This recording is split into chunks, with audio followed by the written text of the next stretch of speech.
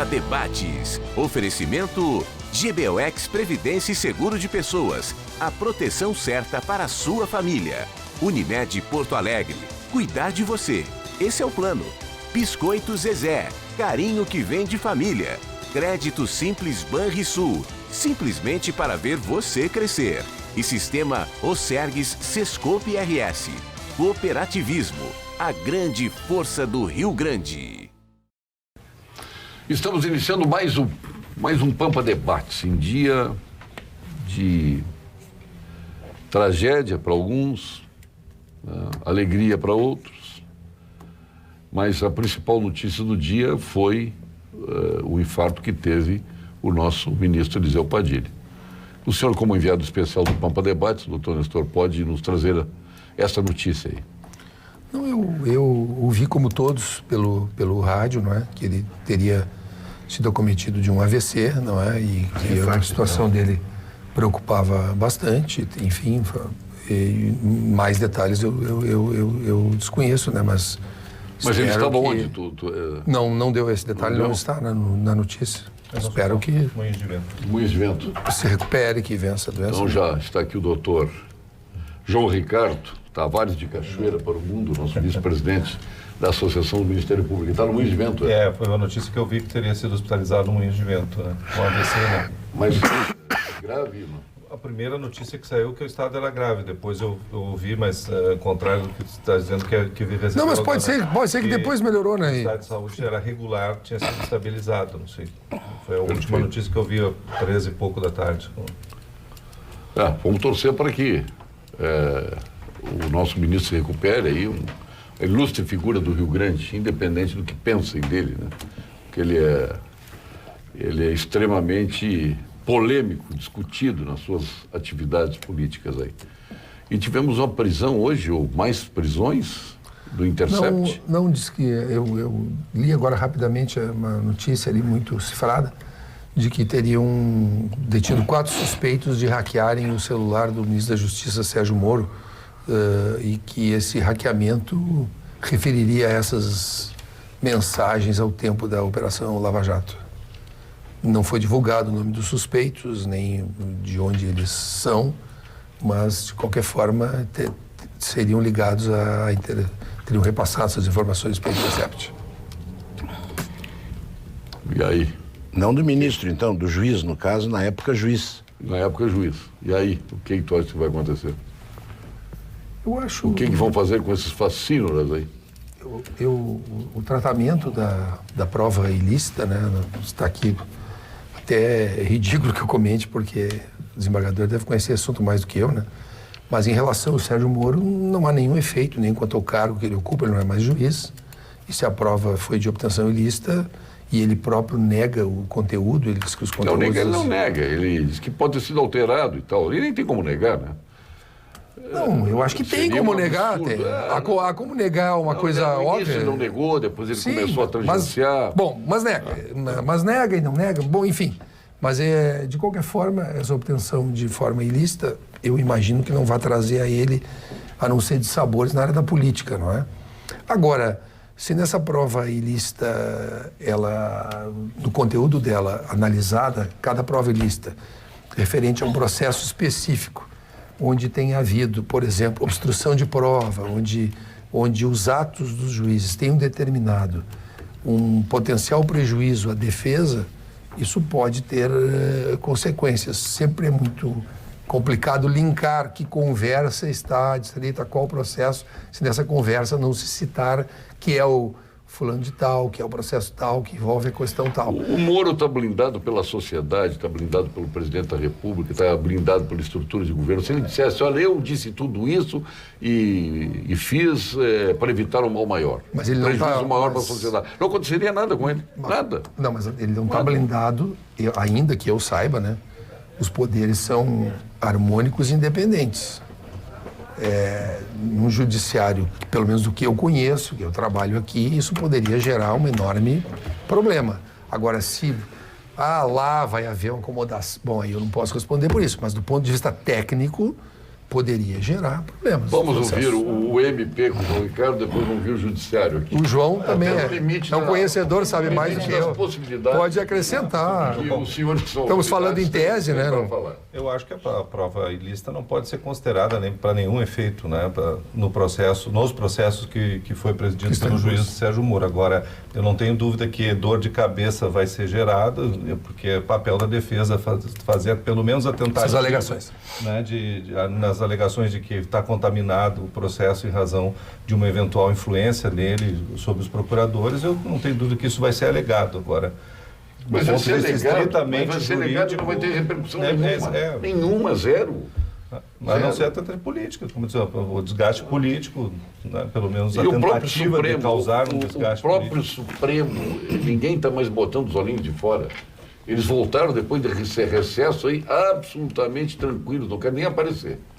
Então, eu acho que parece que esse recesso aí Vai terminar agora aí, do né? Judiciário fez bem para o Supremo.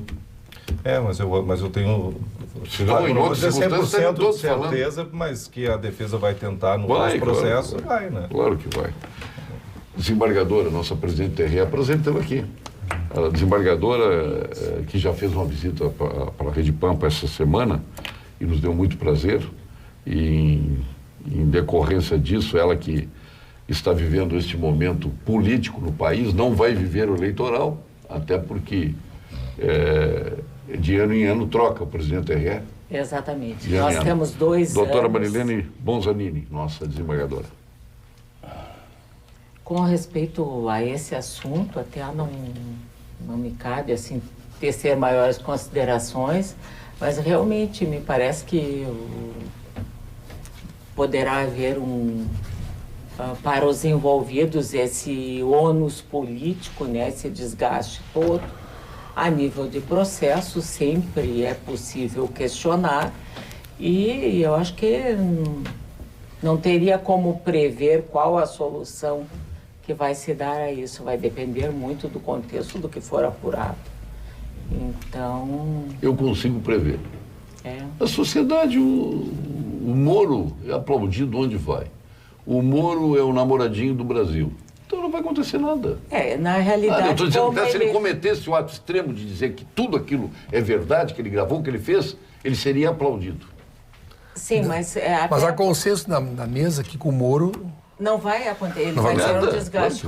Mas isso eu concordo. Porque ele Nós estamos está falando dos desligado processos. já do É judiciário. diferente. Se falar em uma questão disciplinar ou outra, não seria o caso, até porque ele Não já... é mais juiz? Ele não é mais juiz. Não tem investimento. Pode ter algum debate a nível jurisdicional nos processos que ele conduziu, mas... E já não houve sei, uma até por aí. representação contra o Deltan Dallagnol no Conselho Nacional do Ministério Público que o Corregedor-Geral arquivou justamente dizendo que não havia como comprovar naquele momento se efetivamente aqueles diálogos eram verídicos e ainda que se fossem verídicos, a prova é ilícita, porque foi uma interferência indevida, né, numa conversa privada. Nosso presidente da Safe Web, nosso querido amigo Luiz Carlos Zacanella. Eu estava Prazer pensando, tê-lo aqui. da mesma forma, uma satisfação. Eu estava pensando, enquanto vocês colocavam, né, que com o Moro não vai acontecer nada, o que a mesa pensa que deveria acontecer? Eu acho que nada. Depois que ele divulgou a gravação, ilicitamente a gravação da Dilma com o Lula, e não aconteceu nada, todo o resto é fichinha perto do que aconteceu naquela época e panos quentes no assunto. Então, não vai acontecer nada, porque, embora eu entendo que ele fez bem, que ele evitou o mal maior, ele fez isso em função do Brasil, tá? Porque realmente a situação estava terrível e o Lula tinha que ter um encaminhamento que teve, né? Mas ali, se tivesse que ter alguma penalidade, a autoridade, obviamente o Moro deveria ter sido, a ele deveria ter sido imputado culpa na divulgação. Mas desculpe, mas Não, eu teve acho, consequências, desculpe. Mas qual é a consequência? Desculpe. Qual é a consequência? Acontece o o Lula seguinte. não assumiu? Só um minuto. Os juízes Ainda têm, bem que não assumiu. os juízes têm o direito de errar. no exercício da jurisdição, de despachar mal, O juiz tem, nós não de temos. avaliar mal. Bom, mas são tarefas diferentes. São tarefas diferentes. Alguma das partes que entram nos processos normalmente é errado. Então, um já pode errar. Então, não é assim. Quando o Moro praticou aquele despacho... Mas o Moro era parte? Ele foi... Quando ele despachou como juiz naqueles processos e divulgou de forma ilegal aquela gravação, ele foi severamente admoestado pelo Conselho Nacional de Justiça, pelo STF. Agora, o leigo diz assim, deviam pegar o Moro, afastar ele do processo, deviam tirar ele da jurisdição, deviam tirar ele do cargo de juiz. Não é isso que acontece quando o juiz... No meu entender, ele evitou um mal maior. Bom, isso é outra questão. Eu só estou dizendo que não foi uma coisa sem consequência para a carreira dele. Ele foi severamente criticado por esse ato. Tramitava no Conselho Nacional de Justiça um expediente administrativo disciplinar contra ele, que foi arquivado quando ele deixa o cargo, se exonera o cargo. Agora, aqui, recentemente, no Tribunal de Justiça do Estado, o órgão especial, não recordo, advertiu uma magistrada sobre um despacho, que eu não lembro do que era, etc. Então, há consequência. Agora, não há, em relação ao juiz, uma punição de morte em praça pública, decapitação. Isso não ocorre, não chegamos nesse... Presidente. E o que a gente fala em termos de não acontecer nada seria no sentido disciplinar, até porque ele não tem mais esse vínculo com a magistratura. Então, o debate todo vai se dar em outra seara, né? Agora, podemos arriscar nos processos que o Moro jurisdicionou em primeiro lugar, mais ou menos a um índice superior a 80% de confirmação por tribunais superiores, inclusive STJ. Eu não vi nessas interceptações o Moro dizendo, por exemplo, olha, estão querendo fazer uma prova, uma perícia, não vou periciar. Porque se periciar, ele vai se livrar. Então, não vão fazer perícia. Isso seria uma conversa, estou aqui fazendo uma ficção, Sim, claro. E isso seria uma conversa que levaria, efetivamente, a anulação do processo. Eu não vi isso. Eu vi conversas sobre ajustes, sobre conversas que não acho que são as melhores, mas não acho assim que houve algo, um complô contra a defesa. Se tivesse tido essa conversa, não aconteceria nada. Essa conversa, essa ficção que tu trouxe aí, não aconteceria nada. Mas se eu fosse julgador... O Moro está acima do bem e do mal. Comigo aconteceria. Aconteceria. Bom, se tu fosse julgador. Aconteceria. Se fosse isso que eu disse aqui. Aconteceria. A desembargadora não chegou a terminar o pensamento dela. A desembargadora me acompanharia, né? Nesse caso fosse. Mas a notícia não é essa, né? Claro. Porque... Aí não, né? Vai se resolver com as alegações e no que for apurado. Se houve, de fato, alguma infração, alguma... Um complô contra a defesa, um cerceamento. Ou não, né?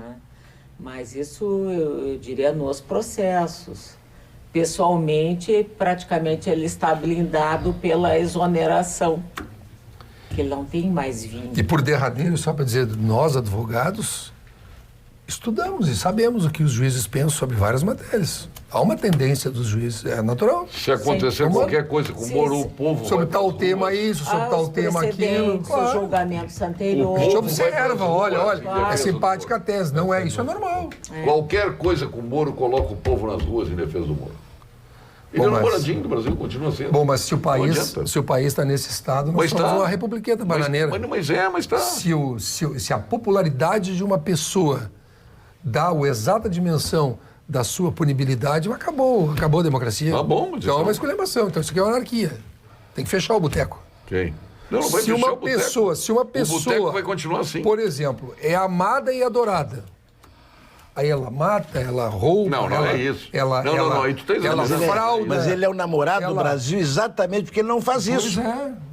Porque ele tem um comportamento na visão da população correto. Mas não acho que ele esteja acima do bem e do mal. A população tem todo o direito de fazer isso. E não pode ser julgado. A população já fez isso em defesa dele. E se precisar, vai fazer de novo. Não, mas vai fazer, mas se ele for culpado e se ele for julgado por qualquer tribunal e for condenado, Mas ele não vai vai cumprir a ser condenação. julgado. Bom, isso é outro. Não vai ser isso é julgado. tua fé, outra Não vai ser julgado. Mas não dá para disseminar essa ideia de que uma pessoa, por ser popular, faz o que quer. Bom, mas aí... Não é por ser popular. Aí é uma anarquia. Que a pessoa foi comandante justamente desse processo de limpeza que o país precisou Não, passar mas e partilho está dessa passando. ideia. Eu só estou dizendo que se acaso ocorresse, seja um Moro, seja um presidente da República está preso. Não era popular como o Moro. Não. Não? Outro tipo de Bom, popularidade. mas o presidente Lula era popular e foram às ruas por ele. Outro tipo Ele de tá preso. popularidade. Você sabia que pode recuperar um carro roubado pelo celular em Porto Alegre? Com o aplicativo Eu Faço Poa, você pode fotografar a placa de um veículo suspeito e verificar a situação dele na hora. Quando ocorrer um alerta de carro roubado ou mesmo furtado, o sistema vai emitir uma notificação e ele passa a ser acompanhado em tempo real. Nossa cidade já conta com um sistema de reconhecimento de placas em todos os pardais e lombadas eletrônicas. E é por isto que hoje mais de 35% dos carros roubados em Porto Alegre retornam aos seus donos. Agora, na nossa capital, pardal não é mais só para multar, Nestor. Baixe o aplicativo Eu Faço Poa e seja um detetive cidadão. Prefeitura de Porto Alegre, fazendo juntos uma cidade melhor. Confira o vídeo que vamos apresentar agora. Você já sabe que pode fazer muita coisa pelo celular, mas sabia que pode até recuperar um carro roubado? É só baixar o aplicativo Eu Faço Poa. Porto Alegre é a cidade gaúcha com o maior número de roubo de veículos. Mas isso vai mudar com a sua ajuda. Com o aplicativo Eu Faço Poa, você pode fotografar a placa de um veículo suspeito e verificar a situação dele na hora. Quando ocorrer um alerta de carro roubado ou furtado, o sistema emite uma notificação para a Brigada Militar, Polícia Civil, Polícia Rodoviária Federal e Guarda Municipal, informando a placa, que passa a ser acompanhada em tempo real. Nossa cidade já conta com um sistema de reconhecimento de placas em todos os pardais e lombadas eletrônicas. São 850 mil veículos monitorados por dia. E é por isso que hoje mais de 35% dos carros roubados retornam aos seus donos. Agora em Porto Alegre, pardal não é mais só para multar. Ele ajuda a recuperar carros roubados. E você também pode ajudar. Baixe o aplicativo e seja um detetive cidadão. Prefeitura de Porto Alegre, fazendo juntos uma cidade melhor. Agora, eu tenho uma ótima notícia para quem é empreendedor e também para quem está pensando em empreender, viu, doutor Luiz Carlos Zancanella? Você sabia que o Sebrae do Rio Grande do Sul disponibiliza diversos cursos online para você acessar quando e onde quiser? Pois é. E é isso mesmo, acessando sebrae-rs.com.br você vai encontrar o conteúdo certo para auxiliar na transformação do seu negócio ou para colocar uma nova ideia em prática. E as inscrições são gratuitas para que você possa, desta forma, agir. Tudo pensado para você se preparar melhor e encarar novas oportunidades. Acesse o sebrae-rs.com.br e comece agora mesmo a sua transformação. Sebrae do Rio Grande do Sul, empreendedorismo que transforma. O CREMERS é contra a abertura de novos cursos de medicina e a criação de mais vagas nos cursos existentes. Mais do que quantidade, é preciso buscar isto sim, mais qualidade na formação. Hoje são 336 faculdades de medicina no país e 450 mil profissionais em atividade. Não faltam médicos, o que falta é mais estrutura e uma política séria de saúde. Aliás, a reitora ontem, a doutora, que é médica também, cardiologista, Lúcia Campos, falando que esteve no programa, para rebater algumas coisas que disse o doutor. Olha o que eu fiz, o que disse o doutor Luiz Pereira Lima, né? E ela foi muito bem no programa, ela se posicionou muito bem aqui, mas eu gostaria de ouvir quem gerou a presença aqui da reitora, que virá outras vezes aqui conosco. Eu gostei muito dela, viu? Se manifesta fácil, uma pessoa cordata. E aí, doutor Luiz? Que bom. Em primeiro lugar, eu gostei que a magnífica tivesse solicitado o direito de resposta do que eu teria dito nesse programa.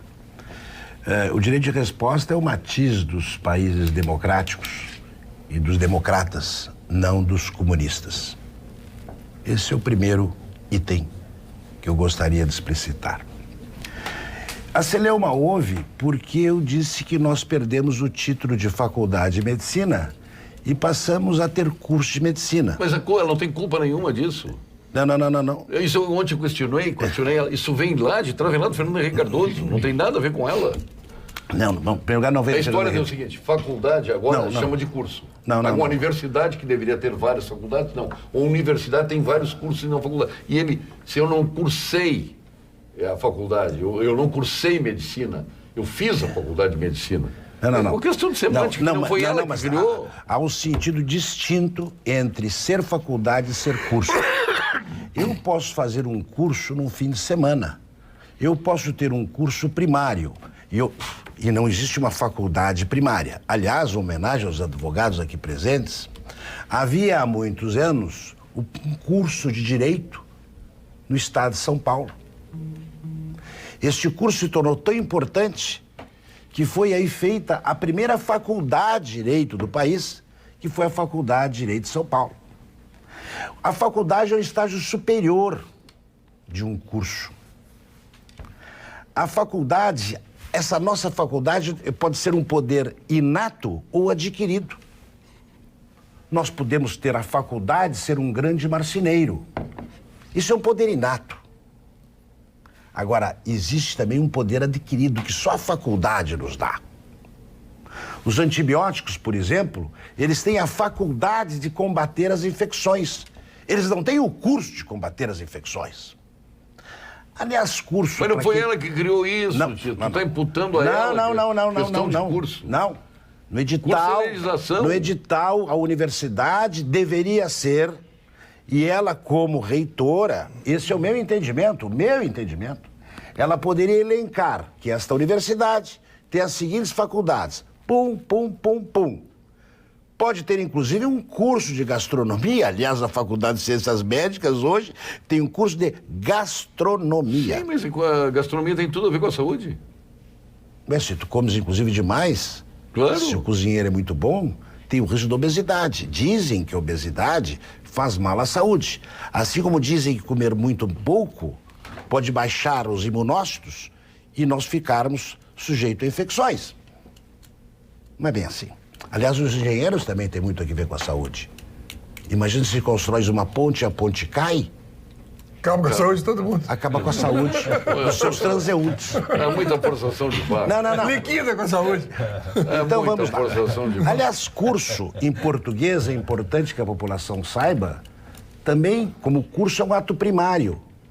E curso em português também significa defecar. Mas acho que tu tem que pegar os significa deputados federais defecar. Que aprovaram a lei da reforma do ensino superior e que criaram os cursos lá atrás do governo Fernando Henrique Cardoso, reclamar para eles. Não, eu não estou reclamando nada. Só que como não tô reclamando? A faculdade poderia ter o poder de dizer aqui se faz esta faculdade, esta aqui, assim como existe o poder de eu chamá-la de magnífica reitora, o termo curso. devido ao cargo. Ô, Luiz que ela ocupa. Eu sou frontalmente, eu disse ontem, tu viu o programa, eu disse ontem, eu sou frontalmente contra o curso. Eu não quero ter cursado alguma coisa, eu fiz a faculdade de engenharia, eu não fiz o curso de engenharia. Então eu sou contra o curso também. Eu imagino que mas não é uma legislação. Eu estou como o telespectador em casa, não estou entendendo lufas o que vocês estão dizendo. Não. Eu estou Não. É que houve uma discussão. Não estou entendendo o que vocês estão falando. Houve uma discussão entre diferença de curso e de faculdade. E as Se pessoas... tu assistisse o programa dos dois anteriores, tu entenderias. Mas eu estava... É que tu deve estar assistindo novela na Rede Globo. Não, eu estava atrás do leite B das crianças, que eu trabalho. Isso é um problema de hierarquia intelectual. Perdoe-me... A minha vida é uma novela. Perdoe-me, isso é um problema de hierarquia intelectual. Acho que a universidade devia ser assim, uma elite, me perdoa, eu sei que os comunistas não gostam disso. Eu sei que as pessoas que estudam um pouco não gostam disso. Gostam de baixar o nível para que todos nós sejamos iguais. Os dedos não são iguais. No momento de colocarem o voto na universidade, Tu votasse em quem na universidade? Não, eu votei nela. Ah, bom, ótimo, então. Então vocês eu votei nela, porque a professora Lúcia Pedanda prometeu no departamento de cirurgia, na qual eu fiz campanha e angarei a maior parte dos votos, para que houvesse uma ruptura do convênio universitário, se necessário fosse. Mas isso é outra coisa. Isso é uma outra coisa. Bom, tu votou nela para mim, ponto final. Não. O que eu julgo que nós devemos ser a elite da intelectualidade. Sim, não é elite econômica. Não é elite econômica. Não tem nada a ver com elite econômica, nada a ver. Não, mas é importante... Elite da intelectualidade. Se a universidade pensa que isto não é, eu não posso fazer nada.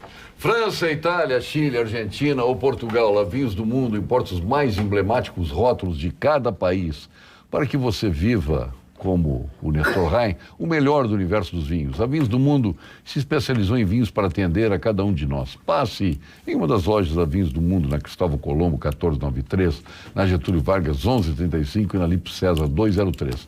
Quando o nosso Alexandre Garcia almoçou na tua casa em Caxias, quantas garrafas de vinho vocês tomaram? Quantas? Olha, nós tomamos umas 5 garrafas. 5 garrafas de vinho. De onde vieram as garrafas? Da Vinhos do Mundo. Então, o cara que sabe. Cooperado Unicred. Não, Romani Conti. Petrus. Cooperado Unicred. Pega a Cecília para Sagu. O convidado merecia, né? Cooperado Unicred. Conheça essa grande facilidade que vai fazer o seu negócio prosperar ainda mais, antecipando o 13º dos seus colaboradores. Você pode, assim, quitar os salários com tranquilidade e, no fim do ano, evitar descapitalização e alteração no fluxo de caixa. Faça como a SafeWeb fez. Vá lá e adiante o dinheiro para o 13º dos funcionários. Converse com o seu gerente de relacionamento e faça uma simulação. Unicred, aqui todo mundo prospera e vence. E nós vamos agora ao quadro de saúde com o nosso PhD em Oncologia, titular do Clínicas, do Ernesto Ornelis e sócio fundador do Instituto Oncológico Kaplan, Dr. Gilberto Schwartzman. Fale, doutor Gilberto. Olá, Paulo Sérgio e amigos da TV Pampa. Querem saber qual é uma das maiores causas de morte na entrada do século XXI? Obesidade. Isso mesmo. A obesidade é uma das campeãs como causa de mortalidade nesse novo século, aumentando o risco de morte por doenças do coração, artérias, câncer e tantas outras. E os novos gordinhos não são das classes sociais mais elevadas. São, na maioria, das famílias de baixa renda, que tomam diariamente refrigerantes açucarados, comem muito carboidrato, massa, pão, doce, os terríveis fast food e os saquinhos de salgadinhos cheios de sal, farinha e gordura. Atenção, senhores pais e responsáveis pelas crianças de nossa comunidade. Olho vivo na dieta. É muito melhor comer a comida caseira, variada, peixes, verduras e frutas frescas, sucos naturais, do que essa montanha de açúcar e gordura que os seus filhos ingerem todos os dias. É bravo. Que tristeza, eu estava contando aqui, ontem eu saí do Banco do Brasil tarde, 4 em Porto Alegre, 4 seres humanos, verdadeiros zumbis, naquela chuva terrível, com a placa, tenho fome, o outro diz, eu sou do Bolsonaro, me ajude, coisas assim. 4, de madrugada, triste, muito triste a nossa cidade está. Aliás, o Brasil todo está assim. Lamentavelmente, segundo o presidente da República, não temos fome no Brasil. É lamentável mesmo, porque cada vez a gente vê mais, né, pelas sinaleiras, gente pedindo, infelizmente. É uma declaração infeliz, mas baseada no presidente anterior que tinha acabado com a fome. Então, sabe como é, né? Não tinha acabado a fome, tão ligeira a fome não pode ter voltado, né? Tinha acabado com a fome. Nós temos 30 milhões de brasileiros vivendo abaixo da linha de pobreza. Exatamente. Fórum mais... Fale, doutor Zuccarello. O presidente anterior tirou esses brasileiros da linha da miséria, né? Não, ele baixou a linha da miséria, ele não tirou. Sim, ele baixou a linha. A linha da miséria era 80 dólares, ele baixou para 30 dólares. Pronto. Foi a história da classe média. Quem ganha 2 salários mínimos é classe média. Diz um amigo meu, tá tudo igual, mas eu abordei o problema da fome. Abordei. Nosso Fórum Mais Segurança. Esse é um projeto que nós temos a Associação do Ministério Público, que queria convidar a todos também, a todos os que estão nos assistindo também, porque a entrada é franca, a inscrição é gratuita. Uma parceria que a Associação do Ministério Público já tem há 4 anos com a ONG Brasil Sem Grades, e cada ano nós realizamos durante um dia um debate sobre alguma legislação que está tramitando no Congresso, que no nosso entender, das nossas 2 entidades, ONG Brasil Sem Grades e Associação do Ministério Público, é importante a aprovação para o combate à impunidade no país. E esse ano o fórum vai acontecer dia 5 de agosto, a partir das 8h30 da manhã, no Palácio do Ministério Público, ali na Praça Marechal Deodoro, no Centro Histórico. e ele vai versar sobre o pacote anticrime do Ministério da Justiça. Destacamos alguns pontos principais, como, por exemplo, vamos discutir lá a legítima defesa dos policiais, que é um ponto bastante polêmico que está no projeto, né? Vamos discutir lá a progressão de regime. O ministro Moro e o Ministério da Justiça quer aumentar as frações de progressão de regime para que os presos permaneçam mais tempo no regime fechado, cumprindo pena, e além de outros pontos muito importantes que nós consideramos ali, como a prisão em segundo grau, como forma de combater após a sentença condenatória em segunda instância para combater a impunidade. E vamos abrir o fórum também com a Secretária Nacional de Justiça, que vai dar um panorama sobre o que pensa o Ministério da Justiça a respeito desse tema de segurança pública e combate à impunidade, que é tão importante para o brasileiro e tão atual. Vamos unir também os esforços, porque os veículos de comunicação do Rio Grande do Sul estão numa campanha aí em função do segundo que pode mudar uma vida. Né? Exato. Então, eu acho importante que estejamos juntos nisso tudo. Ninguém tolera mais, né? Nós estamos com 65 mil homicídios por ano. Isso, um abraço ao nosso amigo Mário Guzmão, diretor do Grupo Sinos. Um abraço ao Mário. Desembargadora. Ricardo, eu queria fazer uma pergunta para os tanto para o desembargador aí como para o promotor. Se um juiz condena alguém a 15 anos de prisão por um motivo X. Ele estudou aquilo para condenar. Como pode esse indivíduo virar essa condenação em 2, 3 anos? Imagina eu que estou aqui na rua, caminhando.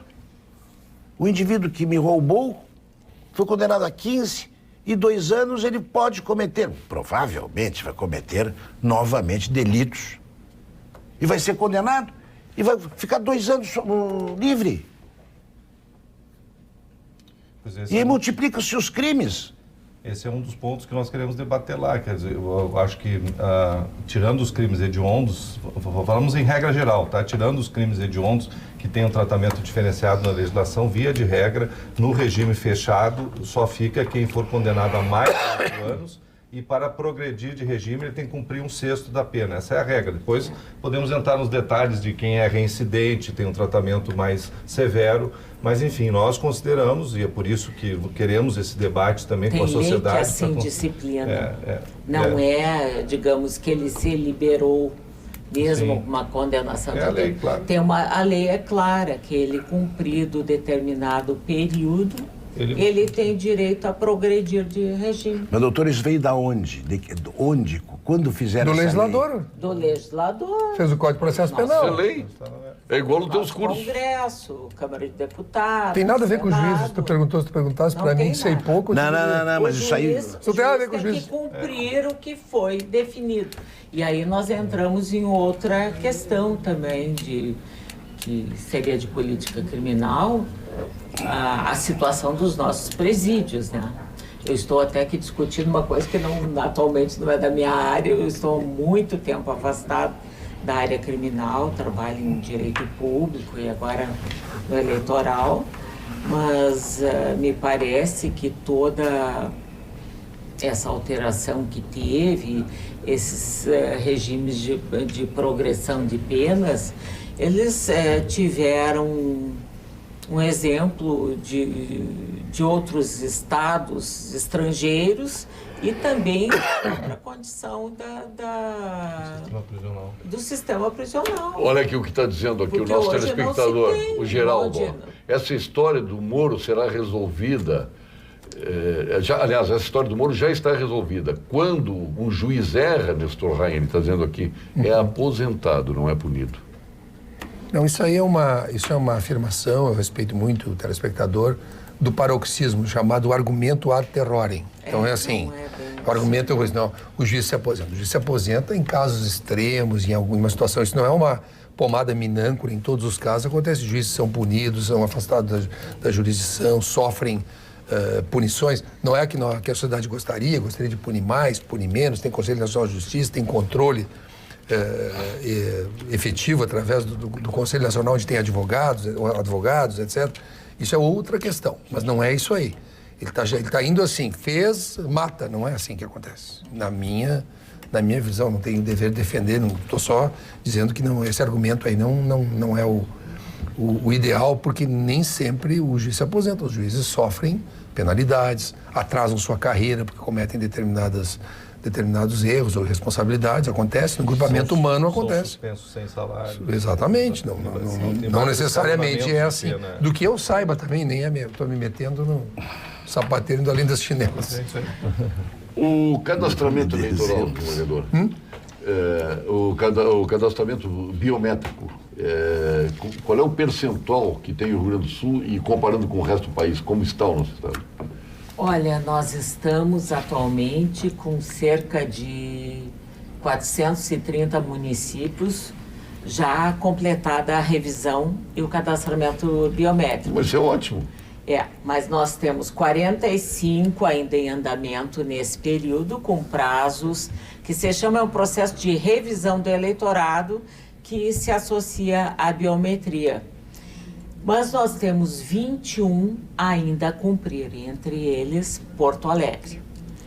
Então, Porto Alegre é o maior número do eleitorado. Por município. E nós temos um percentual bastante pequeno de Porto Alegre, nós estamos em 20%, 22%. Então, imagina, em torno de 1.150.000 eleitores. E as pessoas não podem deixar para a última hora? Eu acho que agora tem que aproveitar, os cartões estão vazios. Exatamente. O processo do cadastramento biométrico, ele está aberto há anos. Tanto que toda vez que o eleitor vai lá, se ele quer mudar o endereço, se ele altera, se ele não tem o cadastramento biométrico, já se colhe as digitais, já se faz essa revisão.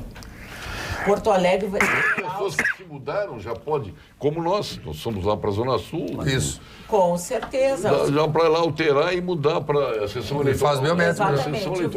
Vai lá, pede alteração, leva um comprovante de endereço, já coleta a biometria, já fica tudo certo para o processo. Tu votas em Porto Alegre ou Alegre? Porto Alegre?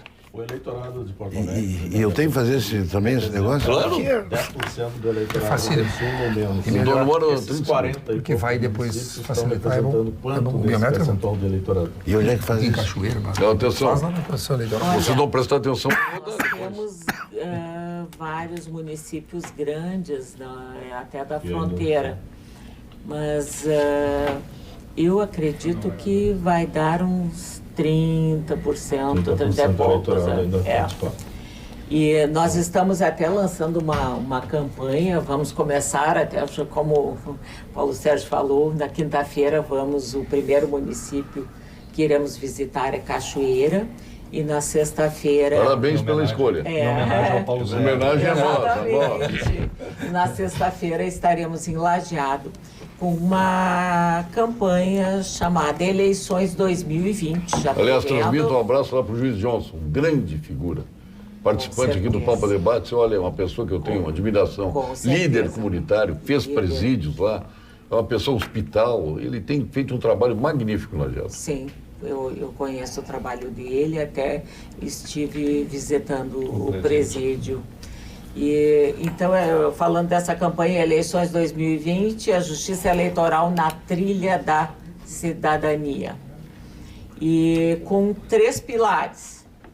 Uma, a biometria, enfatizando no que consiste o processo da coleta da biometria, que é justamente trazer mais segurança ao processo eleitoral, ao que se associa a urna eletrônica, que também iremos esclarecer sobre o funcionamento da urna eletrônica, porque sempre em período de eleições é aquele questionamento da urna, que pode ter fraude. Tem um cidadão aqui na mesa que sempre bateu nessa tecla, e é um absurdo. O Brasil, quando consegue dar um passo à frente na tecnologia, quando consegue estar à frente dos demais países, nós colocamos em dúvida. Aqui, agora, que nós fizemos agora. Tem um cara que atacou violentamente aqui as urnas eletrônicas. Eu não sei nem como é que o judiciário do TRE não pediu o direito de resposta.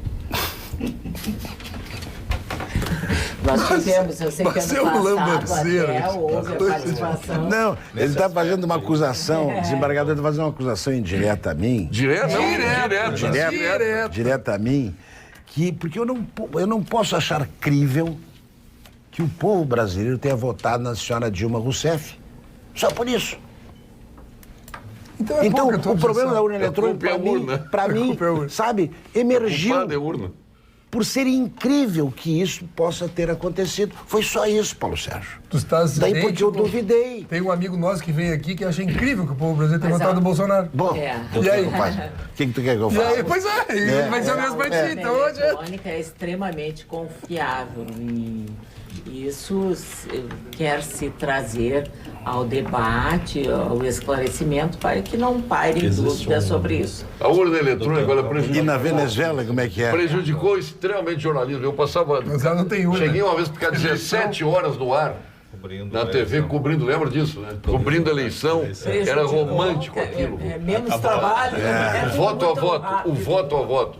Espetacular. Aquilo prejudicou nosso trabalho barbaramente. Agora, um piscar de olhos, já temos resultado. muita gente- Parabéns, a urna eletrônica é uma dádiva. Desembargadora, Inclusive a festa de contar votos, desculpa para mim, não, a festa de contar, que se passava às vezes 3, 4 dias contando votos. Sim, contando votos. Brigando entre os Daqui a pouco que hoje aperta a Eu totalização. promovia apurações. Ali sim tinha fraude. Exatamente, ela sim. é muito mais. Era aquela adivinhação, onde é que estava o X, se estava mais para cima, mais para baixo. Não. Se era um número, E, se eram dois, e se tinha eram o voto, eu cinco acompanhei a invertido, eleição, era- o bolinho do exatamente. candidato fulano, do ciclano, e sempre virava para cima o primeiro, para saber que era feito de 100 em 100, no caso das majoritárias. Nas legislativas era feito de 10 em 10. Aí pegava, virava o de cima, ou botava o do lado em cima do outro candidato, e depois contava o número de bolinhos. Sim. Mas até não era um bolo. tanto a urna eletrônica como o processo de biometria, e agora também estamos trabalhando, que é toda uma preocupação da Justiça Eleitoral, justamente com a credibilidade e a confiabilidade. Também no processo judicial eletrônico, que praticamente nós teremos, praticamente não, totalmente, as eleições municipais do ano que vem. Nós já teremos o processo eletrônico implantado em todas as zonas eleitorais, a exemplo do que nós tivemos nas eleições gerais aqui no Tribunal Regional Eleitoral. E agora vamos interiorizar, vamos levar a todas as comarcas do interior o processo que também está dentro desse processo de segurança. E também uma preocupação com a conscientização do espírito de cidadania, tentar resgatar essa vontade de votar e essa consciência de que só participando é que nós vamos conseguir mudar uma situação que se entenda que não é adequada. Então, nós temos um tríplice Doutor objetivo. Zancanella queria Eu gostaria falar. de fazer algumas observações.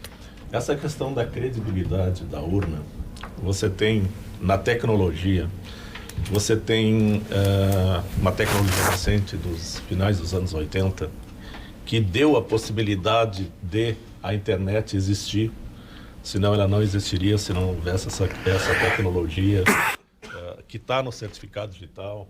Existe a tecnologia dos protocolos de segurança. Aliás, o senhor foi um dos pioneiros do certificado digital. Foi, Né? aqui no Rio Grande do Sul, sim.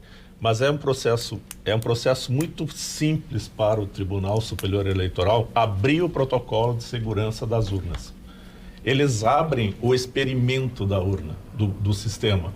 Eles têm que abrir o protocolo de segurança. Bom, eles abrindo o protocolo de segurança, aí o povo brasileiro e a comunidade científica da segurança vai poder analisar e dizer tem problemas ou não tem problemas.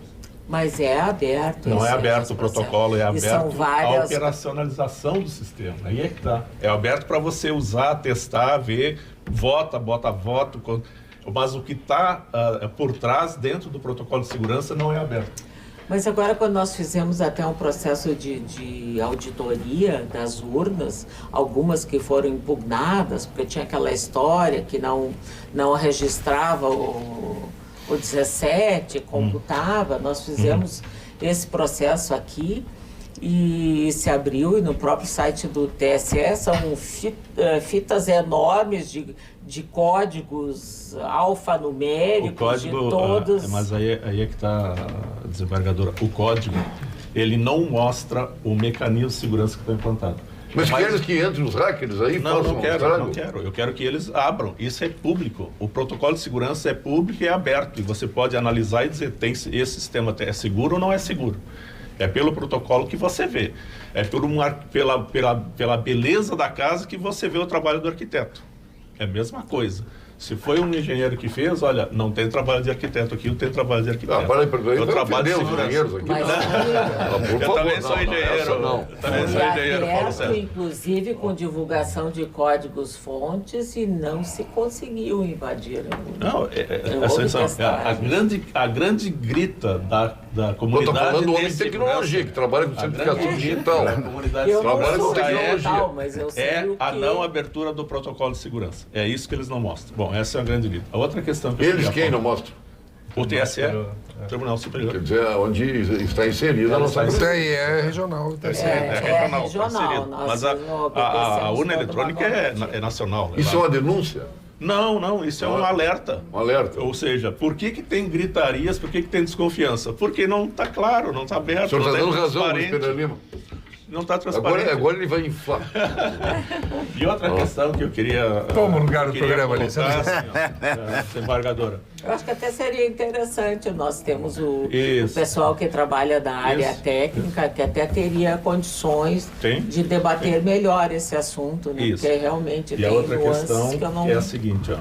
Aquele leitor biométrico do TSE, ele não é suficientemente preciso para capturar a presença de um dedo vivo. Precisa mudar. Aqueles que tem nos bancos, ele é multiespectral, aquele lê o interior do dedo. Ele lê o dedo vivo. E aquele do TSE não lê. Quer dizer, o cara vai lá com... arrancou um dedo do outro, leva lá e volta. Com o Durex mesmo, com o Durex não funciona.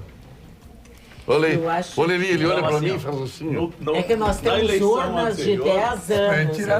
Mas tem que mudar o... Para ele com o alemãozinho, tira a lona. Anterior, desembargadora, eles estavam aproveitando para fazer o recadastramento, certo? Tu ia lá na urna, eles... Sim, na hora de votar, né? Eles não conseguiram ler meus dedos. Eu não consegui. Não é mas que todo fizeram uma pergunta, a abertura de código de segurança não vulnera o sistema? A abertura de código de segurança não vulnera o sistema? É o protocolo. Aliás, o protocolo? Não vulnera? O protocolo é aberto. Na segurança diz assim, ó, o segredo não pode estar nos algoritmos, o segredo está no segredo, na chave. O segredo não está no algoritmo. Sim, quer saber que chave é essa. O protocolo de segurança, ele tem que ser aberto, ele tem que ser público. Entendi. Se você bota o segredo dentro do algoritmo, você diminui a segurança. Entendi. Ali nós vamos ponto final, agora cada um vai dissecar as suas áreas aí. Eu até gostaria no ponto final, pode, no ponto final vai fazer isso, desembargador. Nós vamos ao ponto final com Gimo qualidade comprovada. Ponto final, oferecimento produtos Gimo, qualidade comprovada. Olha que eu recebi, estão me tornando Paulo Sérgio, você está contra o ministro Moro. É a Niura, mas a Niura, antes ela fez uma manifestação, Paulo Sérgio, só assíduo telespectador do programa, mas desde quando o advogado Lênin Streck foi muito grosseiro, respondendo à mensagem do Dr. Luiz Pereira Lima, enviou ao seu programa semanas atrás uma mensagem que foi extremamente contestado por ele. Está manifestando a indignação aqui, me criticando, dizendo que eu sou contra o Moro. Eu não sou inteiramente a favor do Moro. Está aqui, tá. Eu sou inteiramente a favor do Moro, acho que ele está blindado, deve estar, e até acho que ele deveria dizer, olha, as gravações foi eu que fiz e pronto, está acabado, não vai acontecer nada com ele. Luiz Pereira Lima, seu ponto final. Primeiro, ficou fã do Zé Canela aqui, ele veio aqui, ele veio e explicitou algo do desconhecimento das pessoas. Então é importante que o conhecedor do assunto... agora aguenta. Conhecedor do assunto, fale. Quando voltar esse assunto, leigo como fala nós. com o Zé Canela. Não leigo como nós. Acabou. Não leio como nós, mas parabéns. Deixa eu colocar aqui, quem deve estar muito triste hoje é a Folha de São Paulo. Com essa notícia que eu soube através do Dr. Nestor Reim, que pegaram 4 hackers suspeitos, etc. Porque a Folha de São Paulo, precipitadamente associada ao marido de Davi Miranda. De quem? Davi Miranda. Quem é Davi Miranda? O substituto do psolista, aquele deputado fugitivo, Jean Willis. Eu penso que ele é pouco. Jean Willis. É deputado, ele não fugiu? Não deixou lugar pro Davi Miranda? O gestual Deixou o Davi Miranda. Associado à Folha de São Paulo, porque ele é casado com Greenwald, me deu um nó no cérebro. Olha que o meu cérebro tem neurônio. Mas em mim deu um nó. E deu essa notícia precipitada, que daí licitude de uma conversa habitual entre juiz, procuradores e advogados, inclusive leigos. Eu já falei com o juiz a respeito de causas minhas, o juiz me recebeu. E promotor e juiz que convivem, acho comum. Não achei nada do que eu ouvi de que fosse algo inusitado. Vai levar o teu verde aqui, não é verde oliva, mas quase. Tá? Quase. Quase no teu quase aí. Teus óculos estou vendo que tá meio embaçado aí. Mas isso é maravilhoso, hein? Falando sério, milagroso da Centerótica, lá do nosso Alexandre Lau. Nestor Reim, seu ponto final. Não só referido em relação ao ex-juiz Moro, né?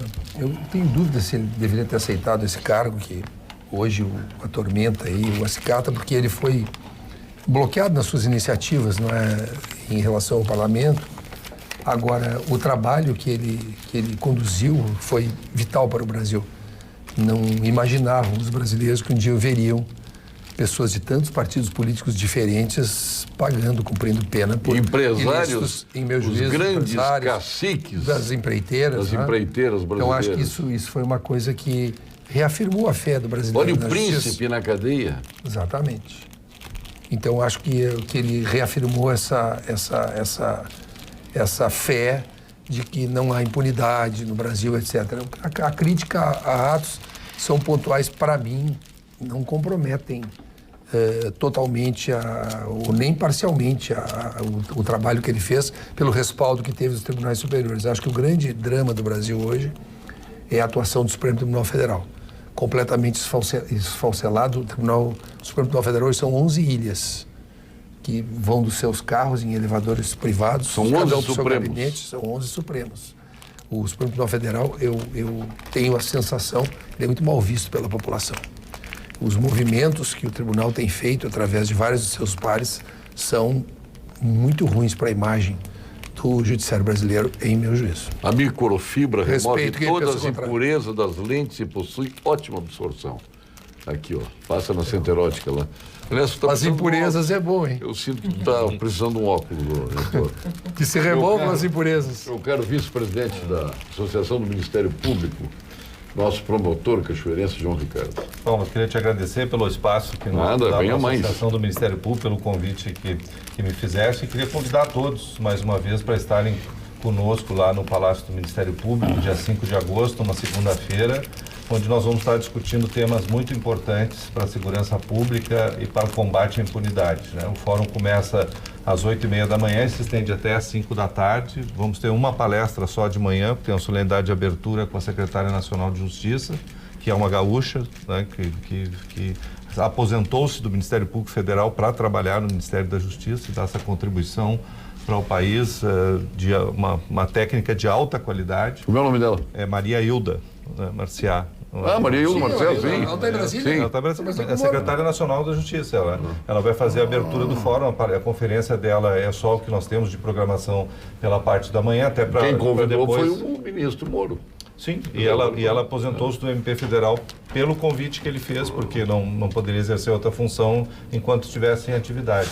E ela prontamente aceitou o convite para estar conosco, vai dar um panorama geral do que pensa o Ministério da Justiça a respeito do combate à impunidade. E na tarde nós teremos 2 painéis, um com o colega Rodrigo Brandalize, que vai falar sobre o plea bargain, né, que é a negociação entre defesa e acusação, e o desembargador Leandro Paulsen, da 8ª Turma do Tribunal Regional Federal, que vai abordar a prisão em segunda instância como uma das formas de combate à impunidade, dando a visão dele.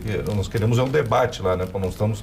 Cada um dos painelistas apresentará a sua posição e a plateia, logicamente, depois das perguntas, pode fomentar o debate. Meu companheiro do Conselho do Colégio Farroupilha. E vamos ter o encerramento com 2 colegas de fora, que vão, um do Mato Grosso, outro do Rio de Janeiro, que vão falar sobre a execução que interessa ao doutor, né, sobre a progressão de regime nesses projetos de lei que foram apresentados, e o outro vai falar sobre a legítima defesa dos policiais. Estão todos convidados, como eu disse, as inscrições são gratuitas, www.amprs.org.br.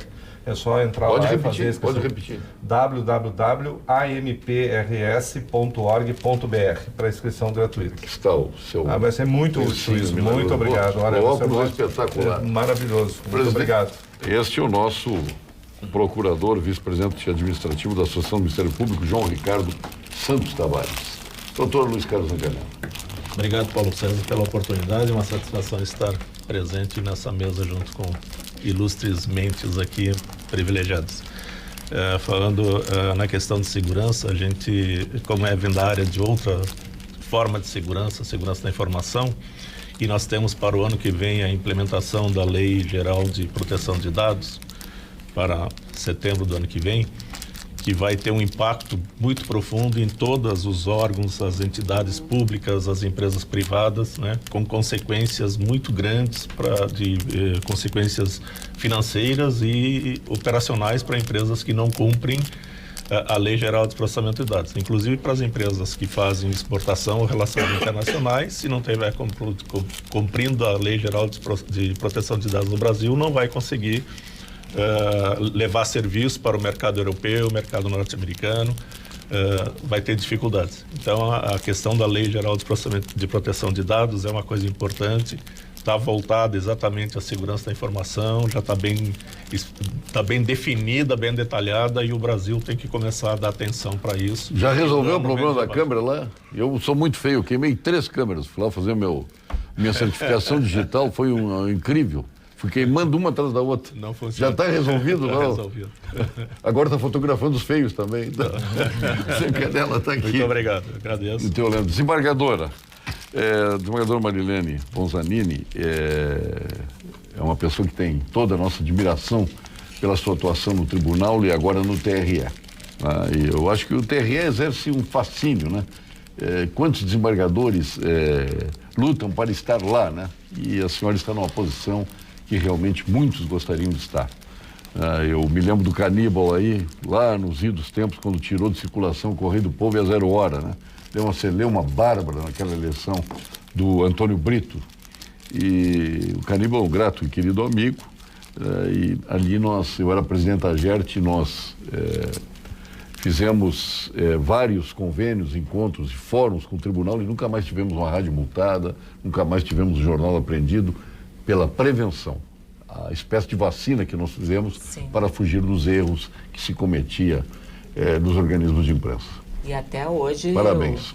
Muito obrigada. Agradeço a oportunidade de participar desse programa e linkando com o que foi falado agora, até hoje o tribunal mantém um convênio até com a AGERT e promove em todos os anos eleitorais o que se chamou no ano passado de diálogos eleitorais. E o tribunal vai ao interior, em grandes núcleos, e esclarece as novas resoluções e tudo o que pode, o que não pode, convidando jornalistas da imprensa... Empresários também, de empresas de rádio, de jornal, no interior.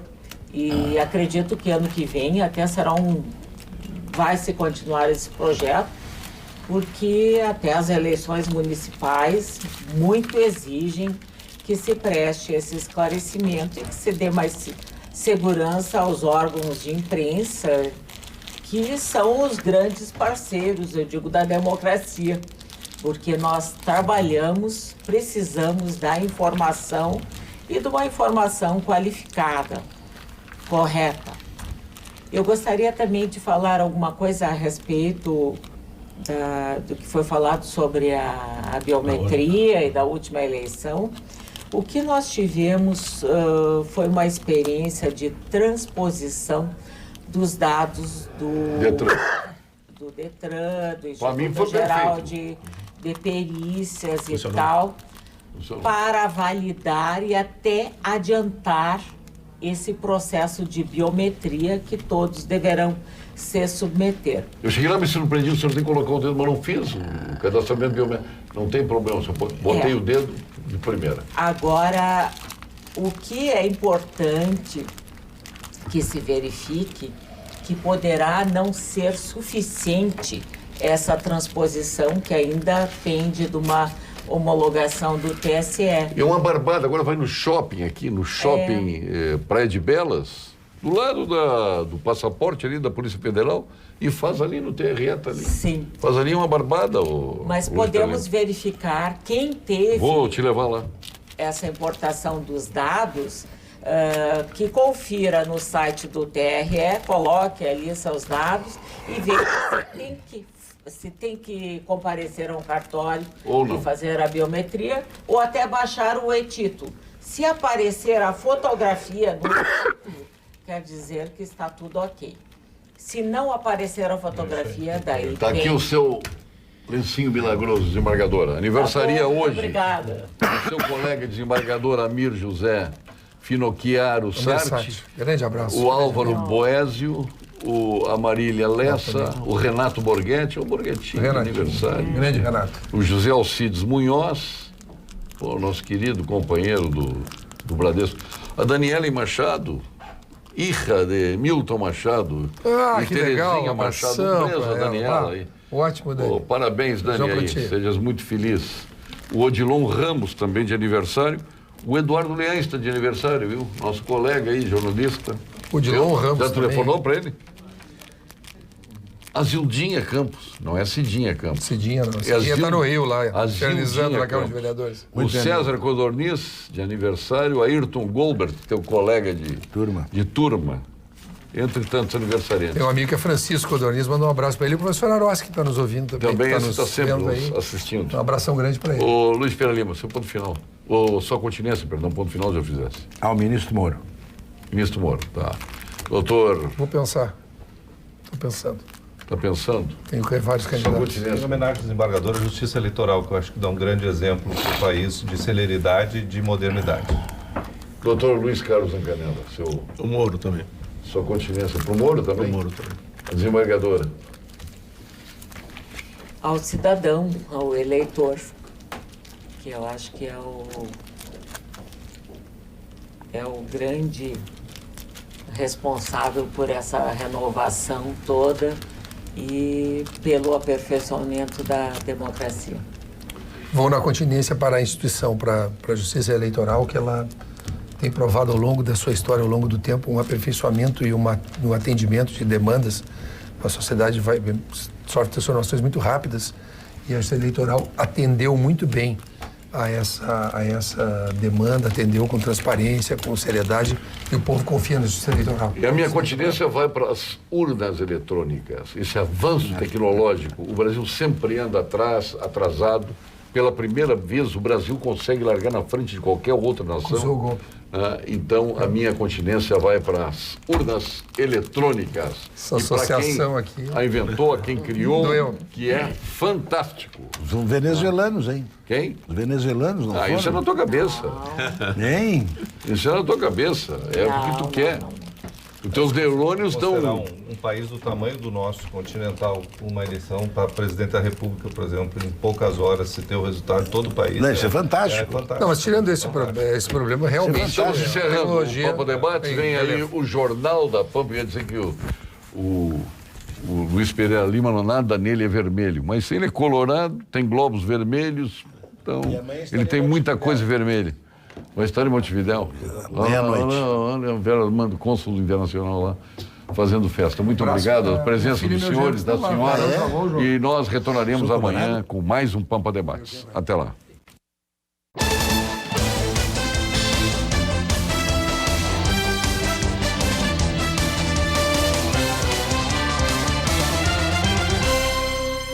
Pampa Debates. Oferecimento GBOX Previdência e Seguro de Pessoas. A proteção certa para a sua família. Unimed Porto Alegre. Cuidar de você. Esse é o plano. Biscoito Zezé. Carinho que vem de família. Crédito Simples Banrisul. Simplesmente para ver você crescer. E Sistema Osergues Sescope RS. Cooperativismo. A grande força do Rio Grande.